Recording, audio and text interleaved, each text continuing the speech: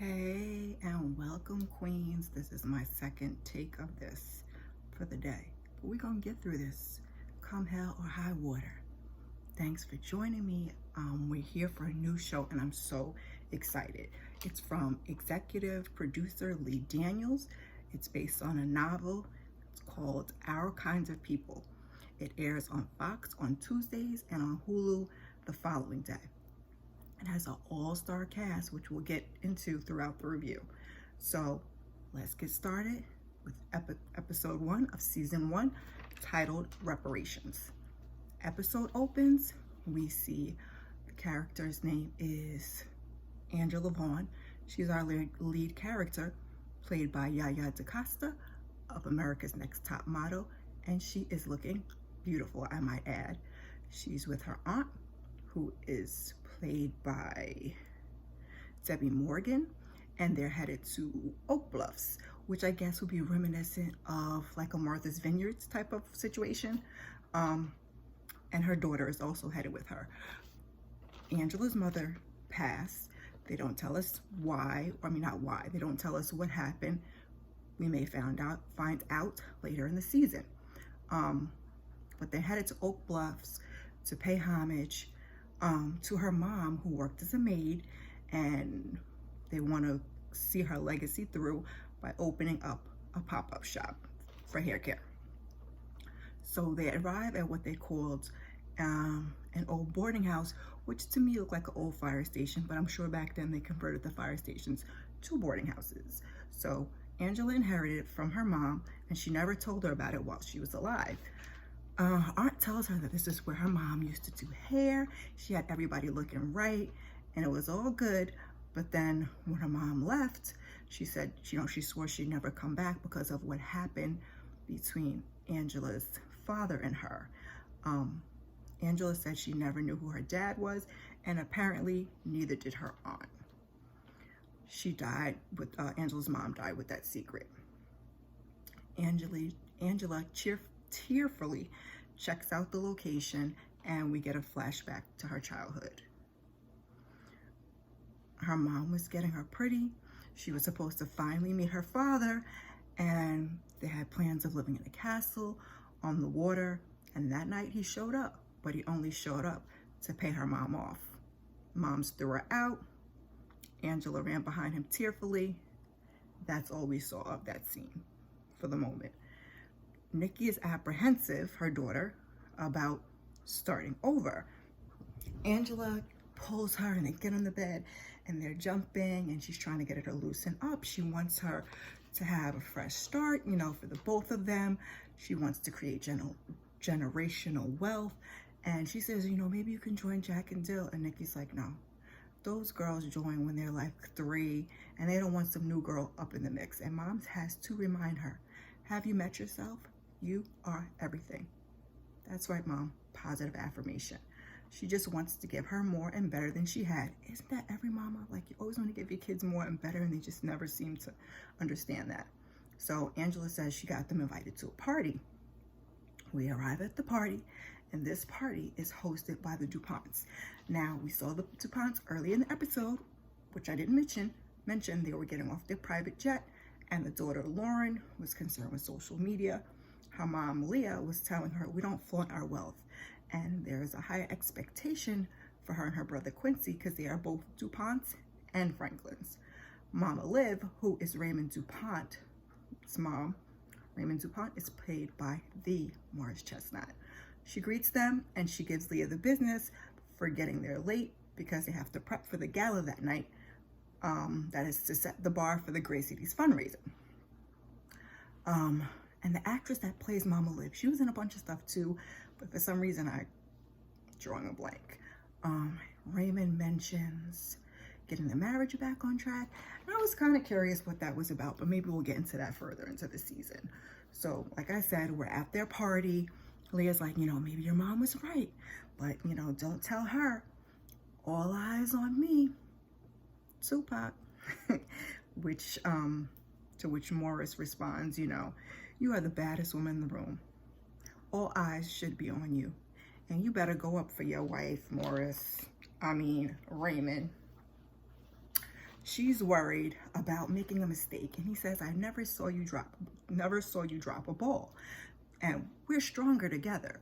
So we meet Josephine, who is played by Raven Goodwin from Good Luck Charlie, if you have kids like me, or if not, being Mary Jane, love her. She's the one who got Angela the invite to the party. They walk off. Angela wants to meet the woman in charge, Leah, the host. Meanwhile, Nikki's at the bar. She's ordering a club soda when Quincy suggests something stronger. These parties can be kind of boring, he says. And Nikki seems interested, but then Lauren, his sister, interrupts. She wants to take a photo for the Jack and Jill. And she's with her friend Taylor, and her friend Taylor says, oh, you're being rude. And she introduces herself and Lauren. And as Nikki's saying, yeah, we just moved here and my mom's opening a shop. And Lauren is pressed about the photo. She's not trying to listen. And Nikki's like, I guess they don't teach manners in the sunken place. So Taylor and Quincy laugh. Lauren didn't find that funny at all. So Taylor says, we can use some fresh blood around here. And she invites them to hang out tomorrow. Nikki's like, nah, I'm good. But Taylor's like, meet us at the docks at 9. So Angela, she introduces herself to the Duponts. They ask, well, where's her husband? But she says she's not married.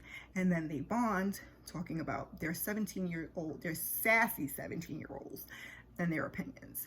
And Angela says she's happy to have her there while she starts Eve's Crown. Raymond's like, oh, Eve's Crown, I recognize that name.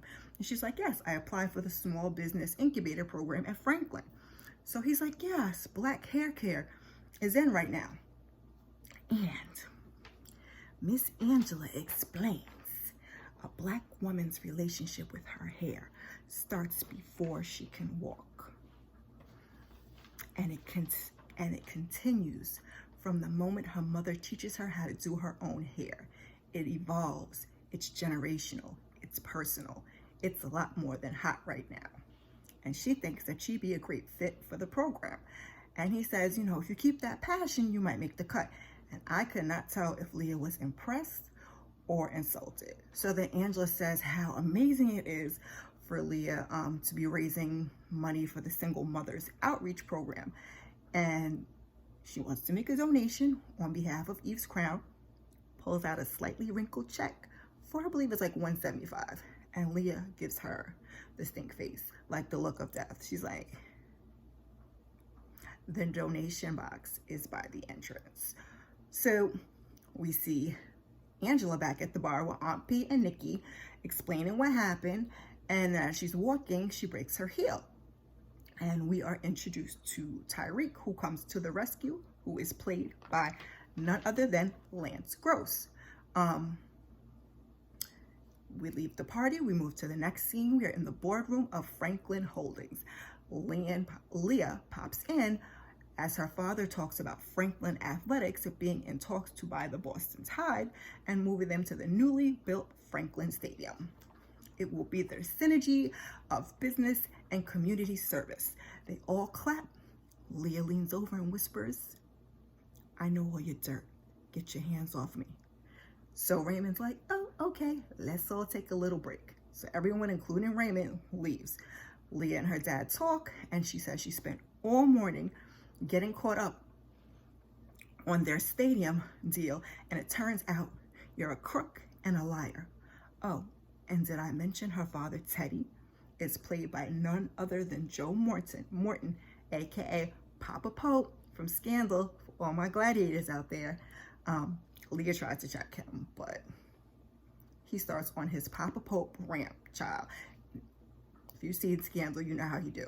So he, the company was built on his back and generations before him, and he's taken it to such heights. And if nothing else, at least that they will never bend their backs in a cotton field ever again. Yes, Papa Pope, go off. I wish I had wrote down word for word what his speech was, because he was really going in. And I was all the way back to Scandal days.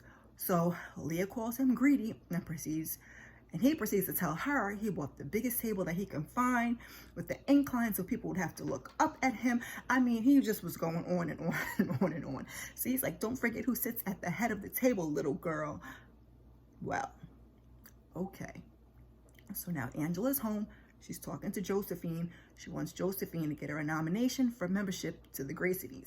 And she's like, so soon, this is Leah's first meeting as a chapter president. And her mom was the OG. Angela's determined. And then there's a knock on the door. Angela gets an invite to Tyreek's party. And Aunt Piggy's like, Nikki's out enjoying herself. You should too. So just then we see Nikki arrive at the party she declined earlier. Taylor walks up and she's like, oh, you came. And she drops something in her bag and gives her a hug. I mean, I rewind this thing 3 times to see what she dropped in her bag. It was a cell phone. So she waves Quincy over and they go and they dance. And Taylor goes in the other room and writes lies on a family photo with Lauren in it and lipstick. And later Nikki sees this. She sees this. And she hears Lauren screaming, Taylor, Taylor. So Nikki runs over and she's like, what happened? She was like, she was arguing and we were arguing and she was drunk and help. And it looks like Taylor has gone overboard, y'all. So Angela is arriving at Tyreek's party and he sees her walk up and he looks down because I forgot to mention when he sent the invite, he also sent some red bottoms to replace the pair of shoes where she had broke her heel at the party. So she says, I can buy my own shoes. And he asks, well, can I get you a drink? And Yaya looks so bad in that red, like everything. So she asked him if he's a shoe buying man. And he's like, no, but he thought she needed a better introduction to the Bluffs, especially if she's going to try to join the Gracies. And he's like, if I were you, I wouldn't poke the bear, Leah's tough. Angela's like, I can handle myself. She's like, I'm sure you can. He's like, I don't summer in the Bluffs. I grew up 2 houses from the corner, the small house, I think he said. And his father worked for the man who sent him to boarding school and then to Ivy League. And now he owns his own construction company. And Angela asks, are you here to be my fairy godfather? And he's like, somebody has to get you to the ball. And then they kiss. But Nikki calls because she's in trouble. So Angela shows up, the Duponts show up, Taylor is still alive, thank goodness.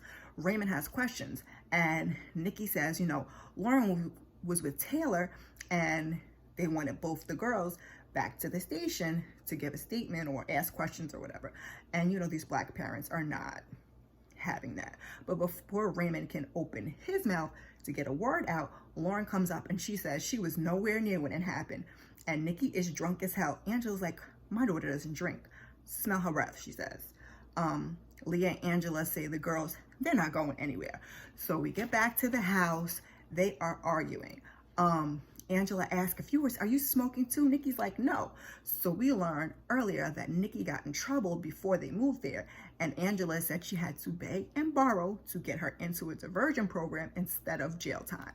And if the judge gets a whiff of tonight's, events, it could put her behind bars, and she does not have the skin color or the bank account to get her out.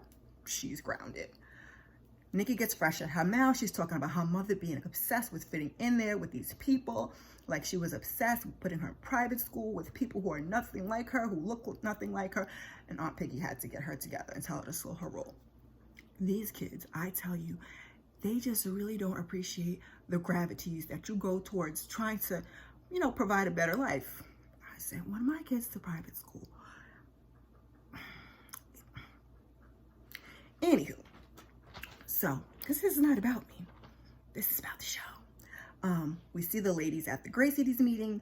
Josephine said she's going to nominate Angela. She'll get a few dirty looks, which she is at that moment, and the interview process will start. So Mama Liv says, as your outgoing president, I would like to call the meeting to order and officially pass the torch to the next chapter president, a legacy member. Her mother, Rose Franklin, was the chapter's most revered president, and she introduces Leah. Josephine nominates Angela, and Mama Liv's like, oh, so tell us about yourself. So she's like, I'm the daughter of Evelyn Vaughn. And Olivia's like, oh, yeah, what does she do? She's like, oh, she was a businesswoman, and she summered here in the mid-'80s. And Nikki rolls her eyes, because Grandma was a maid. Why you couldn't just say Grandma was a maid? but fine. She wants to follow her mother's dream, which has become hers, and membership would help with that, and she'd be honored to be in the sisterhood. Leah lets her know, like, okay, be easy. Candidates need 2/3 of the membership to be voted in, and they will find out at the end of the summer at the Grand Illumination Ball. But the first event of the season is a mother-daughter fashion show. Who can help with glam? Angela jumps up. She's like, oh, this is my lane. Oh, she ready. Tiffany Haddish. And Leah's like, Tracy, you're on glam. Angela, you can handle food and beverages. You want me on snacks? Angela says. No task is too small, Leah asks. So while all this is going on, Raymond is at a kingship meeting, which totally reminded me of the Masons. Teddy's there, Quincy's there, and he watches, and they go through the inductees and all the ceremony. That wasn't like that big of a deal.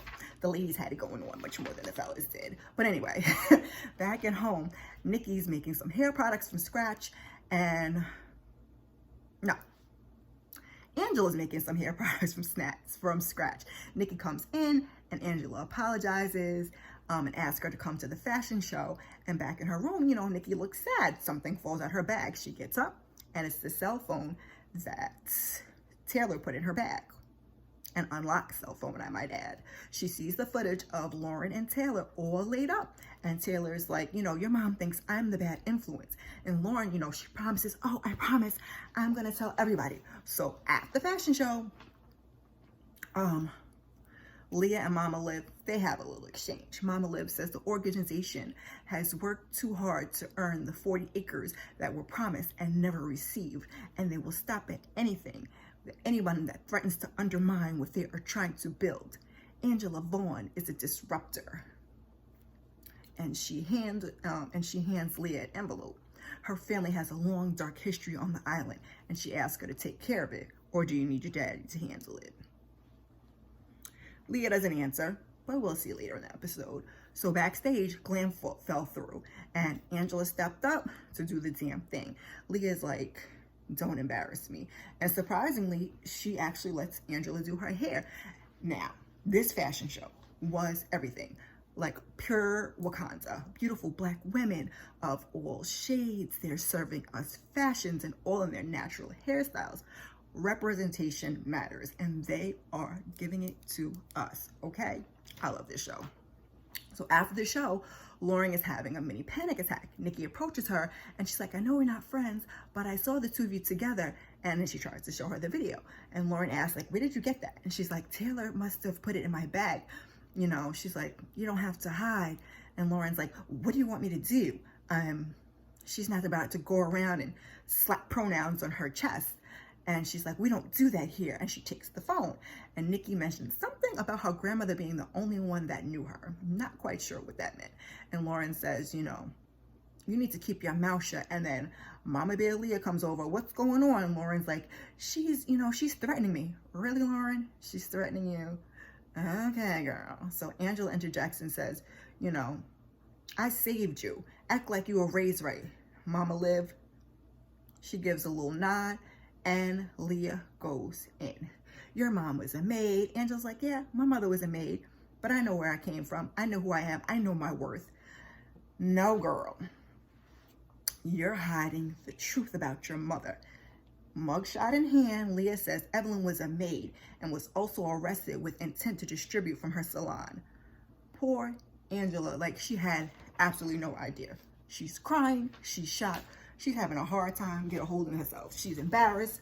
So Leah's feeling herself. She runs on over to Daddy's office and she tells him she's taking over the company and he's retiring early. He laughs and asks why he would agree to that. Blackmail, of course. Teddy, blackmail.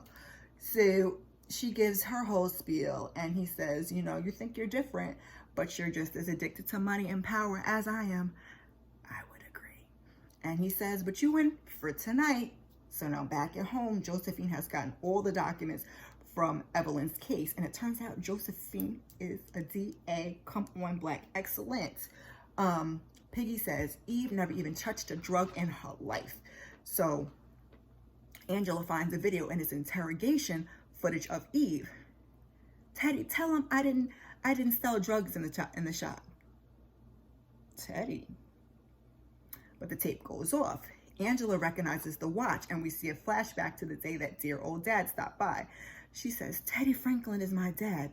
No, says Aunt Piggy. And Angela's like, I'm here. I'm going to figure it all out. So Leah tells Raymond, they're in the backyard. She tells her, my father's retiring early and I'm going to be in charge of it all. And he's like, oh, okay. He's congratulating her. And, we get the word that Angela is there to collect her wig. So they meet up in the room. Leah gives Angela her wig back. And Leah's like, I'm not in the business of tearing black women down. And blah, blah, blah, blah. Sounds good, Leah. Okay. So Angela says they're two sides of the same coin. She gives her little speech. And she's like, the only thing my mother left me is that boarding house. You know it? And Leah's like, yeah, my family used to own it. So lots to come out. So we flash back to Daddy Teddy. Angela's outside in the rain crying, and Teddy gets in the car. The little girl in the car asks, who's that little girl? No one you need to concern yourself with, Leah. Oh, yeah, just gonna drop all the bombs on the first episode. Okay. Then we see Angela in the present, pulling a strand of hair from Leah's wig. She got her DNA. Secure the crown, she said. Like, they gave us a lot in that one episode. I think that's how it went off. I'm excited. I'm going to try and keep up and try to make these a little bit shorter. You might get out a little late. You know how I do. Hopefully you'll come back or join me for episode 2. Before you go, share, like, subscribe, drop me a comment in the comment section. I appreciate you. Peace.